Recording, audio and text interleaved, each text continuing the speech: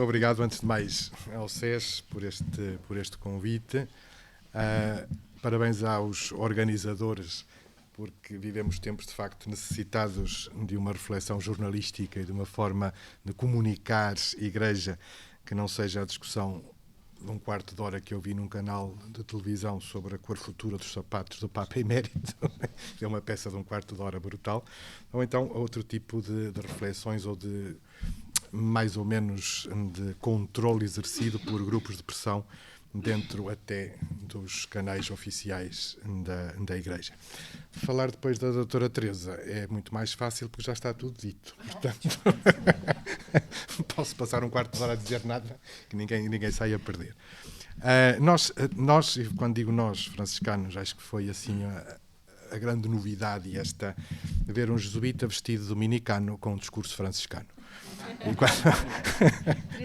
Três em um, sobretudo aquilo que significa, ou que significou nesta leitura, assim, à queima-roupa, que fizemos no início. E quando digo nós, estou a falar do Joaquim Franco e de mim e da equipa da SIC Notícias, que esteve na Praça de São Pedro. Nós tivemos 3 dias a apostar no Papa Bergoglio, ou no Cardeal Bergoglio e no Cardeal O'Malley. Fomos a única estação de televisão que avançou com esta possibilidade. Em termos daquilo que me toca mais de perto, esta opção que o Papa faz pela referência a Francisco de Assis, leva-nos absolutamente a fazer paralelos entre a realidade da Igreja ao tempo de Francisco de Assis e a situação que vivíamos ou que estávamos a viver praticamente desde a morte de Paulo VI ou desde a morte de João Paulo I. Se alguma coisa toca e nos toca de fundo, é isto que a doutora Teresa já assinou, esta periferia que de repente se transforma em centralidade. No processo de Francisco de Assis, do seu encontro, daquilo que, e nós franciscanos deixamos viver muitos mitos urbanos, infelizmente continuamos a deixar sobreviver o mito da pobreza franciscana como sendo alguma coisa de miserabilismo ou de uma certa áurea mediócritas que vamos apregoando por aí.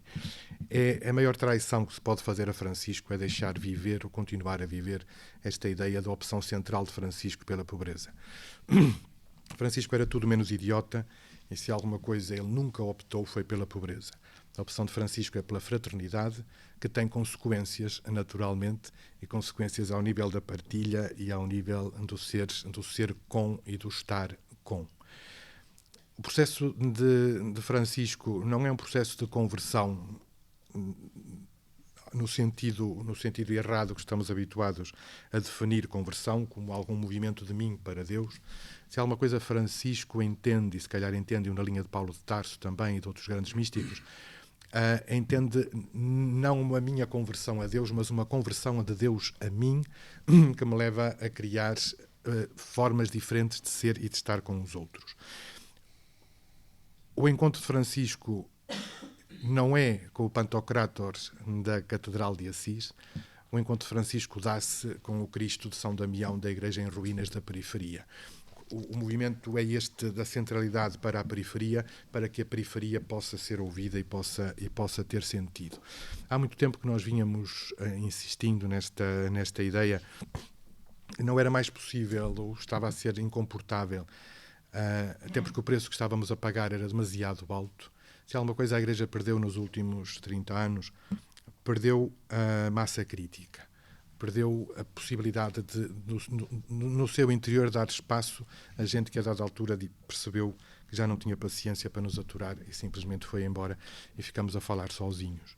Este era o tempo de passar da lógica do poder à lógica do serviço. E usando uma imagem de sapataria, era o tempo de passar dos sapatos Prada às sandálias do pescador. O Papa Francisco não vem de sandálias para a sua tomada de posse, mas vem com os sapatos gastos. Os sapatos gastos dos bairros de Buenos Aires, disto que é um sinal diferente deste encontro com a normalidade normal de ser gente ser gente com gente para que um dos sonhos do Vaticano II possa ser tornado realidade. Esta passagem também geométrica da pirâmide ao círculo, desta possibilidade de nos sonharmos enquanto Igreja, sendo de facto Lumen Gentium, mas sem ser uma luz que cega ou que encandeia, porque poderemos voltar a sonhar a possibilidade de sermos anunciadores de alegria e de esperança, de sermos sinal de uma comunidade que não está acima de ninguém, de uma comunidade que quer estar numa situação de horizontalidade de relação, para que a horizontalidade possa apontar para a verticalidade da relação com a alteridade. É, se calhar, por aqui este sonho ou esta alegria de reencontrar uma possibilidade de fazer diferente, sendo que Assis se torna de novo o ponto de partida de uma ruptura com a impossibilidade de tocar as franjas da história, quando é precisamente nas franjas que a história se constrói, porque é nas franjas que vive o desespero, mas também é nas franjas que vive a esperança. Este Papa que vem de longe, ou este homem que vem da estrada, não estou nada de acordo quando se ouvem alguns comentários da menos preparação intelectual do Papa Francisco. Se alguma coisa nos distingue entre nós e os jesuítas pegam em qualquer labrego e fazem dele um doutor. Nós, franciscanos, pegamos em qualquer doutor e fazemos dele um labrego. O Papa Francisco não temos de todo... É verdade. Com qualquer seguratura.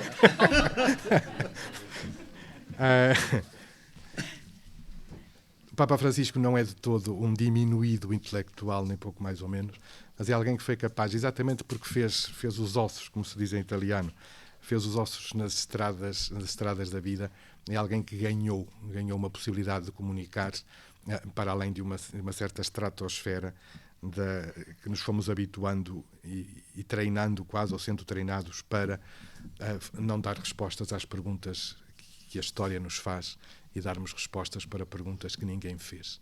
É alguém que vem marcado, creio eu, por esta possibilidade de nos situarmos, e em termos daquilo que seriam as minhas expectativas em relação ao pontificado do Papa Francisco, quanto mais não seja, penso que é já esta espécie de cabeça de ariete para furar os muros e furar as barreiras dos campos de mais ou menos mafiosos instalados à volta do trono de Pedro. Daí que a nossa aposta tivesse sido, quando digo nossa, volto a falar da nossa equipa de Roma, os únicos dois nomes possíveis pela leitura que fazíamos na altura seria o Cardeal O'Malley e Bergoglio, precisamente pela não ligação ou por aquilo que parecia não existir em termos de ligações diretas ou indiretas aos grupos de poder, aos principais, porque à volta há outros pequenos grupelhos que estavam a tentar pôr em bicos de pés e continuarão a pôr-se em bicos de pés para chegar à visibilidade do poder. Chegado Bergoglio, chega alguém que vem, volto a esta ideia de há pouco, que vem marcado pelo bairro, que vem marcado pela horizontalidade das relações. Quem conhece as Vilas Miséria de Buenos Aires fica mais fácil perceber muito dos gestos que o Papa faz e do discurso que tem. É um homem que vai continuar a ser igual a si próprio, como tem que ser nas suas convicções de fundo, mas vai abrir a porta a uma impossibilidade, e esperemos que tenha tempo para o fazer, a uma impossibilidade de a seguir a ele vir alguém que volte aos fumos imperiais, às borlas, às rendas e aos bordados, e àquilo que é de exterioridade bacoca e de exterioridade vazia, que infelizmente estava a infectar e estava a ser transversalmente infectante de outras realidades onde a Igreja ainda está em crescimento e onde ainda precisa de evoluir mais para ganhar espessura. Estou a falar da África, estou a falar da Índia, estou a falar de alguns ambientes asiáticos. Já estou a falar mais que ao costume, ainda estou a falar 10 minutos. Não tenho assim nada de muito mais inteligente para dizer, se é que disse alguma coisa de inteligente até agora. Simplesmente dizer isto, passamos, e penso e espero muito que definitivamente, da lógica do poder à lógica do serviço, do eu sei ao nós procuramos respostas, do eu mando ao nós somos circularidade de fraternidade em ação, ao eu decido em direção ao nós buscamos soluções. No fundo, trata-se de voltar às intuições primigénias e mais profundas do Vaticano II, desta redescoberta da sinodalidade da Igreja, deste papel de Roma, deste papel do Papa como aquele que presida a unidade e que presida a caridade, deste desmontar da ideia do Vaticano ou do Papa como o CEO de uma multinacional, sendo que as dioceses seriam filiais desta grande multinacional. Voltar a redescobrir e a poder sonhar a possibilidade da sinodalidade da Igreja pode levar, e oxalá leve, à possibilidade de sermos um espaço de liberdade, que ninguém tenha, sem medo de pensar diferente, sem que ninguém corra o risco de ir para a prateleira simplesmente porque fez xixi fora do peniquinho de ortodoxia. Vivemos esta espécie este retrocesso aos anos negros daquilo que a Idade Média teve de pior neste sentido, e esperemos, e oxalá, que este seja o tempo da abertura do tal tirar o pó da cadeira de Pedro, e que aquele gesto interrompido de alguma forma de João 23, quando na abertura do concílio João 23 é levado ainda em sede gestatória, não é? Chega à porta de São Pedro, apeia-se da sede gestatória e entra a pé em São Pedro, e a partir daí nunca mais andou de cadeirinha às costas de ninguém, que aquilo já faz hérnias e tudo. É esta entrada de um tempo novo, de uma forma nova, desta lógica do poder à lógica do serviço, deste homem e destes franciscos que se encontram. O Papa Francisco não usou de todo a nomenclaturas de fumos imperiais. Francisco de Assis também nunca se referiu ao Papa, a não ser respeitosamente com o título de Senhor Papa. Francisco de Assis chama sempre ao Papa o Senhor Papa. Temos um Senhor Papa, que nós também sejamos capazes de ser senhores e senhores da nossa história e da nossa esperança, e que possamos, de facto, todos sonhar sonhos diferentes, sendo que já se vão ouvindo algumas vozes e alguns estômagos azedos nestes primeiros tempos, destes primeiros gestos. O Papa ainda não disse nada, mas já falou muito. É esta voz esta voz gestual, pelo menos, que eu registro, né, até este momento, e oxalá os estômagos azedos tenham tempo de se reconciliar consigo próprios, porque o risco é grande, e o risco era grande, e está a ser grande, de criarmos e de podermos vir a viver um cisma dentro da Igreja. O risco existe. Não são situações despiciendas, nem situações que tínhamos que estar alheios a elas ou fazer de conta a assobiar para o lado. Eu tenho sentido isto e partilho com uma experiência pessoal minha. Eu sou descendente de judeus e nós judeus perdemos o pelo, mas não perdemos o vício. Sinto-me muito mais desconfortável já, neste momento, a falar com algumas realidades de reflexão teológica dentro da Igreja Católica do que com outras experiências religiosas. Estou a falar dos meus irmãos judeus e dos meus amigos muçulmanos.